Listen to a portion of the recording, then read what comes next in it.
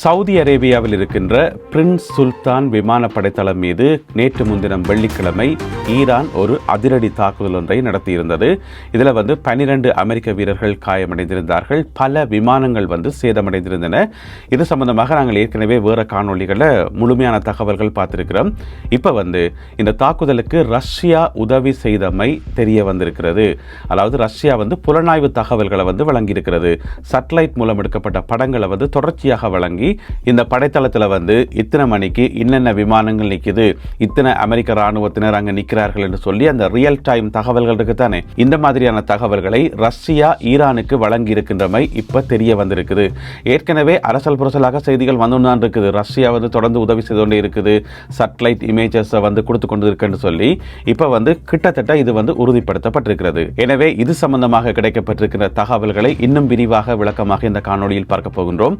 அது மட்டும் இல்லாமல் விமானங்கள் சேதமடைஞ்சிருந்தது என்று சொல்லி ஏற்கனவே செய்தியில் சொல்லியிருந்தாங்க. இப்ப அது சம்பந்தமான போட்டோக்கள் வெளியாகி இருக்கின்றன, புகைப்படங்கள் வெளியாகி இருக்கின்றன. எனவே அவற்றையும் இந்த காணொலியில் பார்க்க போகின்றோம். தமிழடியான் வேர்ல்டு யூடியூப் சேனலுக்கு உங்கள் அனைவரையும் வருக வருகவென அன்புடன் வரவேற்கின்றேன். வாருங்கள் காணொலிக்குள் போகலாம். மேற்கத்திய புலனாய்வு அமைப்புகளுக்கும் யுக்ரேனிய புலனாய்வு அமைப்புகளுக்கும் சில முக்கியமான தகவல்கள் கிடைச்சிருக்குது. என்னென்னு சொன்னால் மார்ச் மாதம் 20ஆம் தேதி இந்த பிரின்ஸ் சுல்தான் விமானப்படைத்தளம் மேலே, அதாவது சவுதி அரேபியாவினுடைய அல் ஹாஜ் என்று சொல்லப்படுற ஒரு பிராந்தியத்தில் இருக்கக்கூடிய படைத்தளம் தான் இந்த பிரின்ஸ் சுல்தான் விமானப்படைத்தளம். இதை பற்றி நாங்கள் ஏற்கனவே போட்டுக்கிற காணொலிகளில் விரிவாக பார்த்ததால நான் இதில் சுருக்கமாகவே சொல்கிறேன். இந்த அல் ஹாஜ் என்று சொல்லப்படுற இடத்தில் இருக்கக்கூடிய பிரின்ஸ் சுல்தான் விமானப்படைத்தளம். அப்போ அதன் மேலே மார்ச் மாதம் 20ஆம் தேதி ரஷ்யாவினுடைய சேட்டலைட்டுகள் சுத்தினது இப்போ தெரிய வந்திருக்குது மேற்கத்திய புலனாய்வு அமைப்புகளுக்கு. மார்ச் மாதம் 20ஆம் தேதி பிறகு மார்ச் மாதம் 23ஆம் தேதி இரண்டாவது தடவையாகவும் ரஷ்யாவினுடைய சேட்டலைட் செயற்கைக்கோள்கள் அந்த பகுதியில் அதிக அளவில் காணப்பட்டதாக சொல்லப்படுகிறது. இரண்டாவது தடவை. பிறகு மார்ச் 25ஆம் தேதி மூன்றாவது தடவையும் சேட்டலைட் படங்கள் எடுக்கப்பட்டது, ரஷ்யாவால் எடுக்கப்பட்டது தெரிய வந்திருக்குது. அதே பிறகு பார்த்தீங்கன்னு சொன்னால் நேற்று முன்தினம் வெள்ளிக்கிழமை 27ஆம் தேதி, மார்ச் மாதம் 27ஆம் தேதி தான் தாக்குதல் நடக்குது. எனவே இந்த தகவல்கள் எல்லாமே இப்போ மேற்கத்திய புலனாய்வு அமைப்புகளுக்கும் யுக்ரேனிய புலனாய்வு அமைப்புகளுக்கும் தெரிய வந்திருப்பதாக சொல்லப்படுகிறது. பொதுவாக பார்த்தீங்கன்னு சொன்னால் ரஷ்யாவினுடைய அந்த தாக்குதல் பட்டர்ன் அதிகமாக இங்கே ஈரானில் எதிரொலிக்குது என்று சொல்லி எல்லாத்திலையும் பார்த்தீங்கன்னு சொன்னால் ஒரு ரஷ்யாவினுடைய சாயல், ரஷ்யன் டச் என்று சொல்லுவது தானே, அந்த ரஷ்யன் டச் இருக்கிறது இப்போ பொதுவாக அவதானிக்கப்படுது. அமெரிக்காவாலேயும் மேற்கத்திய புலனாய்வு அமைப்புகளாலேயும் அவதானிக்கப்படுது. அதனால தான் அவசரமாக யுக்ரைன் களத்தில் இறக்கப்பட்டிருக்கிறது. உங்களுக்கு தெரியும், இப்போ ஈரானிய யுத்த களத்தில் அதாவது மத்திய கிழக்கு யுத்த களத்தில் இப்போ ரஷ்யாவினுடைய பங்கும் அதிகரிச்சிருக்குது. வெளிப்படையாக யுக்ரைனுடைய பங்கும் அதிகரித்து கொண்டே போகுது. இப்போ போன கிழமை யுக்ரைனிய ஜனாதிபதி வோலோடிமிர் செலன்ஸ்கி மத்திய கிழக்குக்கு ஒரு சில நாடுகளோட ஒப்பந்தம் எல்லாம் போட்டவர். அது எல்லாமே வெளிப்படையாகவே செய்யப்பட்டது. ஏன் இப்போ யுக்ரைன் களத்தில் இறக்கப்பட்டிருக்கு சொன்னால் ரஷ்யாவை எதிர்கொள்வதற்கு. ஏனென்று சொன்னால் இன்றைய சூழ்நிலையில் ரஷ்யாவை பற்றி நன்கு தெரிந்தவர்கள், ரஷ்யாவினுடைய போர் நுணுக்கங்களை நன்கு எதிர்கொள்ளக்கூடியவர்கள் என்று சொன்னால் அது இந்த உலகத்தில் யுக்ரைனியர்கள் மட்டும்தான். கடந்த 4 வருடங்களாக நடந்து கொண்டு வர அந்த யுத்தத்தில் யுக்ரைனியர்களுக்கும் ரஷ்யர்களுக்கும் ஏராளமான அனுபவங்கள் இருக்குது. அப்போ யுக்ரைனியர்களுக்கு நல்ல வடிவாக தெரியும் இது ரஷ்யாவினுடைய தாக்குதலா, ரஷ்யாவினுடைய தாக்குதலை எப்படி எதிர்கொள்றது, அவர்களுடைய அந்த போரிடும் பற்றன்றுக்கு தானே அந்த மெத்தட் அது எப்படி இருக்கும்ன்றது யுக்ரைனியர்களுக்கு நல்ல வடிவாக தெரியும். அதனால தான் இப்போ யுக்ரைன் அவசரமாக மத்திய கிழக்கு நாடுகளுக்கு உதவி செய்யறதுக்கு முன் வந்திருக்குது. அப்ப யுக்ரைனிய புலனாய்வாளர்கள் இப்ப தீவிரமாக களத்தில் இறக்கப்பட்டிருக்கிறார்கள். எங்கெங்க எந்தெந்த பகுதியில எல்லாம் ரஷ்யாவினுடைய உதவி இருக்குது, ரஷ்யாவினுடைய செல்வாக்கு இருக்குன்னு சொல்லி அறிஞ்சு கொள்றதுக்காக ரஷ்யா எந்தெந்த வழிகளில் ஈரானுக்கு உதவி செய்கிறது, இந்த உதவிகள் மட்டும்தான் செய்தா இல்ல இன்னும் ஏதாவது உதவிகள் செய்தா. ஏற்கனவே தகவல்கள் வெளியாகி இருந்தன. ட்ரோன்கள் எல்லாம் இப்ப ஏற்றப்பட்டு அனுப்பப்பட்டு கொண்டிருப்பதாக தகவல்கள் வந்தன. அதை பற்றி நாங்கள் ஏற்கனவே காணொலிகளில் பார்த்திருக்கிறோம். எனவே சுருக்கமாக சொல்ல போனா யுக்ரைனுக்கும் ரஷ்யாவுக்கும் இடையிலான இரண்டாவது போர்க்களமாக இப்பொழுது மத்திய கிழக்கு மாறிக்கொண்டிருக்கிறது. அவர்களுடைய செல்வாக்கு அதிகரித்து கொண்டிருக்கிறது என்றது வெளிப்படையான உண்மை. இப்படியான சந்தர்ப்பத்தில் தான் நேற்று முன்தினம் வெள்ளிக்கிழமை இடம்பெற்ற அந்த ஒரு அதிரடி தாக்குதல். ஏனென்று சொன்னால் இந்த படைத்தளம் மேல தாக்குதல் நடத்தப்படுறது, அதுவும் இப்படியான ஒரு தாக்குதல் நடத்தப்படுறது கொஞ்சம் கூட எதிர்பார்க்காத ஒரு தாக்குதல், ஒரு மிக முக்கியமான ஒரு தோல்வி என்று சொல்லலாம் அமெரிக்காவை பொறுத்த வரைக்கும். எனவே 12 பேர் காயமடைந்திருக்கிறார்கள், பல விமானங்கள் சேதமடைந்திருக்கின்றன.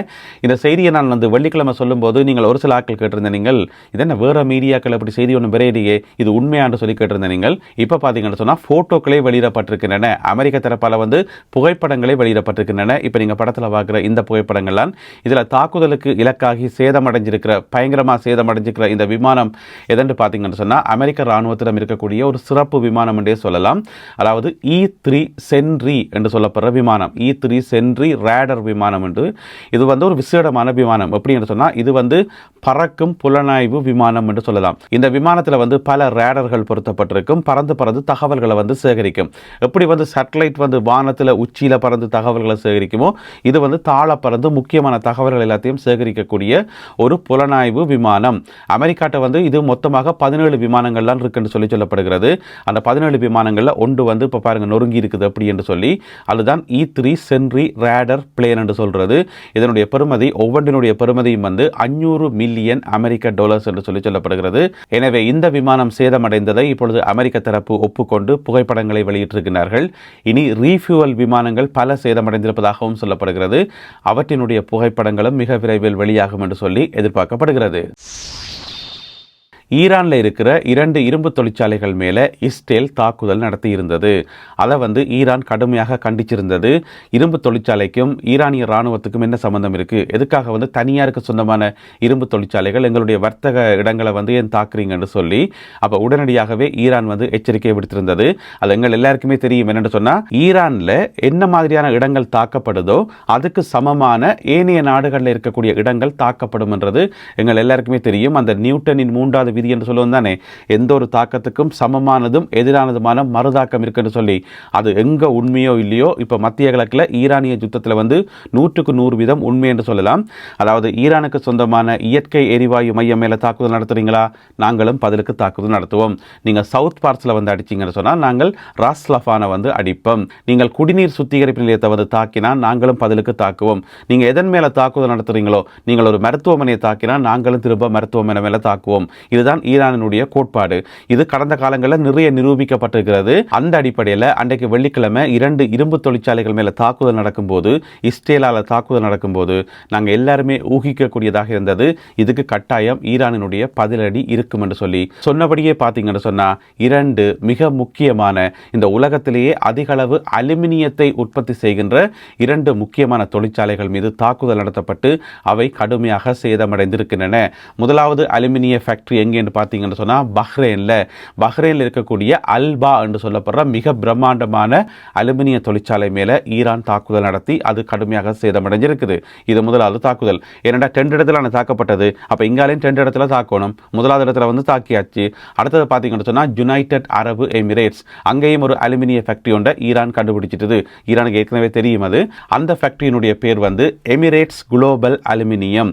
அதுவும் வந்து மிக மிக முக்கியமான ஒரு அலுமினியம் ஃபேக்டரி. அதன் மேலேயும் ஈரான் தாக்குதல் நடத்தி இருக்கிறது. பஹ்ரைனில் நடத்தப்பட்ட தாக்குதலில் வந்து 2 பேர் காயமடைந்திருக்கிறார்கள்.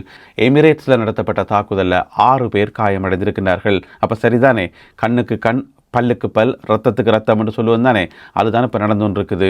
ஈரானில் எந்த மாதிரியான இலக்குகள் தாக்கப்படுகின்றனவோ அதுக்கு சமமான அவர்களுடைய எதிரி நாட்டு இலக்குகள் அல்லது எதிரிகளினுடைய கூட்டாளி நாட்டு இலக்குகள் வந்து தாக்கப்படும் என்றது மீண்டும் ஒரு தடவை நிரூபிக்கப்பட்டுள்ளது. யுத்த களத்திலிருந்து மேலதிக தகவல்கள் கிடைக்கின்ற போது அவற்றையெல்லாம் தொகுத்துக்கொண்டு இன்னும் ஒரு காணொளியில் உங்களை நான் சந்திக்கின்றேன். அதுவரை நன்றி, வணக்கம்.